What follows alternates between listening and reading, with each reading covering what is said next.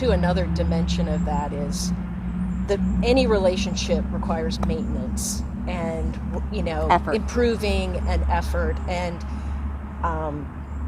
taking time with them and continuing to learn and continuing to, at times when you need to correct them or praise them, that's important as well.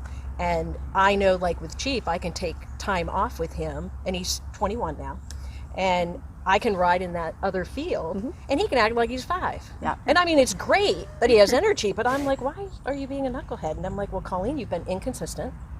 You've been spending time with him walking in the morning because we have to get our steps in. It was my fault because I have not been consistent with him, and I have not been getting him out, and I haven't been working with him and expanding and broadening his comfort zone. Because his comfort zone will go like this, real quick. Yeah. So. Yeah. See, and that's where I'm blessed, because of course I don't get to ride Zoe as much as I would like to. It's always on the to-do list. I hear you, sister. But I'm out there with her every day for therapy. Yeah. And so we have a different relationship, and I've really seen when I was riding her a lot versus now when we're doing more therapy than actual riding, is our relationship has shifted. And she has shifted, and then when I do ride her, she's phenomenal. She's one where she was always one where you could not ride her for several months, and she would be okay. She's a tester, but she's a mare. But now I've noticed that even more and more, she's so much better under saddle. But it's because I think our relationship has so shifted just with the different clinics I'm going to, being present with her. I'm present in not asking anything of her. Yeah. I want her to be herself and the beautiful soul that she is. And so that's really made a well-rounded relationship, because I think so often it's like, well, we've got to get our steps in, and we have to do our lunging, and we have to ride, and we have to do this, and we have to do that. Or it's like, so much of this relationship too is get your book, get your coffee, and go out and sit with your horse in their pasture. Sit with them in their space, or pull them out and find a shaded area to just hang out. And that emotional relationship is just as important. And it'll positively impact your performance, whatever that performance may be. And I do like those special times that I have had, those moments with Chief, and he's come up and shared breath with me, or I just get to love on him and spend time, or he rests his leg, I rest my leg, and we just chill, that kind of stuff. And that's the precious time. Yeah. Those are important too. So I'm glad you mentioned that. It's a reminder to me that I need to do a little bit more of that. Good for the soul for me too. It doesn't all have to be work. It's that being versus, it's that balance between being versus doing. They need that for themselves, we need it for ourselves, and then we need it as a team. Right. Or that partnership. Right. Yeah. Love it. Maybe we delve into, we're in mud season in North Carolina.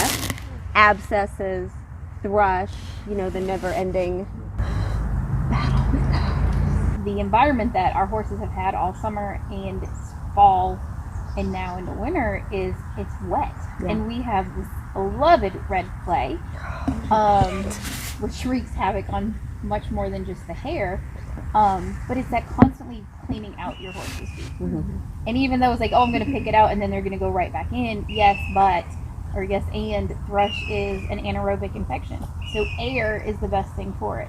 Now you can pick out your horse's feet, allow them to stand, in screenings or in cross ties, allow the air to be there a little bit. There's some great products. Keeping in mind that when you're buying the products, you are buying chemicals. Read the bottle, be aware of what you're putting on.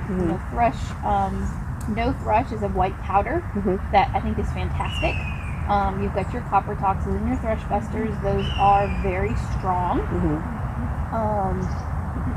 Good old apple cider vinegar and tea tree oil is an excellent, more natural way to clean out and rebalance your horse's feet without being invasive. You can use it every day. You could use it multiple times a day, and it's not going to cause damage. Do you mix it together? Yes. Like just in a little sprayer. Oh, I love that. Everything at the dollar store. See, you learn something new every day. Now, what would be the mix ratio? Yeah. You do like 10 to 1. Okay. Yep. And it's one of those where if you have too much apple cider vinegar, you're not going to cause damage, and if you have too much tea tree oil, you're not going to cause any damage. Okay. When you're using more natural-based products, you're not going to cause harm. I love that. There is a mixture I very rarely recommend of bleach and water. You have to use 10 parts water to 1 part bleach. because of the potency, and then only use that like once a week or once every couple days because the bleach does damage. Yeah. Apple cider vinegar and tea tree oil is all natural and doesn't cause any harm. Love it. I also have another client who likes hydrogen peroxide. Has hydrogen peroxide in a spray bottle, works fantastic as well. Okay. But cleaning your horse's feet out before you ride, even if you're not riding, just to check it over. Right. See what the frogs are looking like. It's mud. They're gonna be moist. They're gonna be softer. They may have a little bit of thrush. Just because they're wet doesn't necessarily mean they're thrush. It's that smell for me. It's the smell. It's Yeah. the black gook. Yeah. That are telltale signs. One thing that I'm a stickler about is looking at the health of the frog. So the frog is the hinge of the foot, and it should ideally be a healthy triangle. Now, sometimes down the middle in that center sulci, there'll be a line. Some of them are just a line, and it doesn't go anywhere. When you can stick your hoof pick down into the center of the frog, you're getting major issues and major pain. Because what's happening is the thrush has gone in and compromised all the healthy tissue, and you actually have live infection in the center of the frog. Okay. And it's an ideal environment because it's dark, it's moist, you can't clean it. Right. When you put topical solutions on it, it doesn't go in it. But every time the horse steps, that's moving. Right. If you're working in a beautiful sand arena, that sand is getting up in there. And so I've seen horses that were 100% lame, and all we did was fix that problem. Wow. And that was huge. And so being proactive with that center sulci, so basically going to be that center line right down the middle of your frog, making sure that's a nice solid frog. And for that, you can use Today. It's a product that's called Today, or there's a product called Tomorrow. Oh, for the cows. The cow mastitis comes in a catheter needle, so you don't even have to mix anything up. Yeah. And you stick that catheter needle right down into the center of the frog, and you do it once to twice every day until it's cleaned up. Okay. This one particular horse, the owner did it 3 times a day, and it took us 7 weeks to get their frogs healed, but then he hasn't had any issues since. So that was a pretty Yeah, that's He was bad. horrible, serious yes. case. Yeah. And he had been deemed, the horse had gone to this particular trainer for behavioral issues. Okay. And a lot of his behavioral issues were unsoundness due to his feet. So we were able to rebalance his feet, Okay. treat the thrush and the center sulci, and now he's a phenomenal horse. He goes riding all over. Next time you trim Sky, could you fix her behavioral issues? Lauren's determined. Nice try. It's worth a shot. It was. It was. That's not her problem. Oh, I know. Yeah. That's something that's very often overlooked, Yeah. or treating it is overlooked. And it's like I say with any of the products and treatments and ailments is, I don't care what you use, Right. as long as you use it Yeah. and do it consistently. Right. You know, again, that consistency piece is huge. You've got to use it and be proactive with it, or nothing's going to make a difference. And just like taking off the blanket to take a look at your horse's body, pick your horse's hooves to take a look at the horse's hoof. No And hoof, no horse. educating yourself what Yep.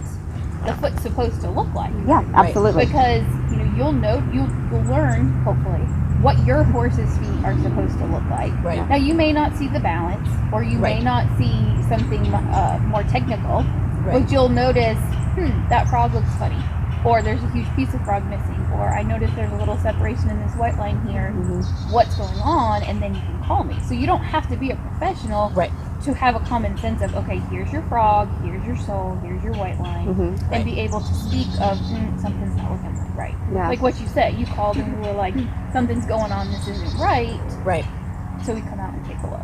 I love that. No, it's perfect. And on picking your horse's hooves often, I heard you say, some people will say, well, if I clean them, they're just gonna go right back in the mud. Well, I've had many situations where I've picked out my horse's hooves, and deep within the mud that's in their hoof is a rock.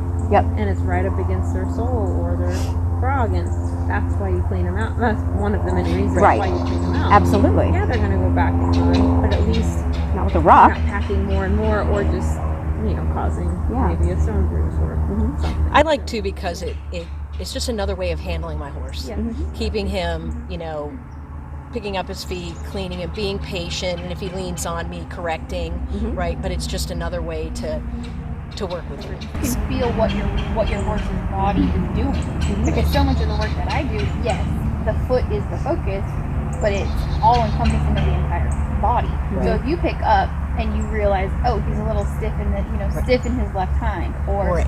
he's leaning over more, or he won't Right. stretch forward. That tells you more as to the story as to what's going on. Right. Maybe he did just slip in the mud. Right. Very possible. Right. Or maybe there's more going on. But having those movements and your horse allowing you to be able to do those movements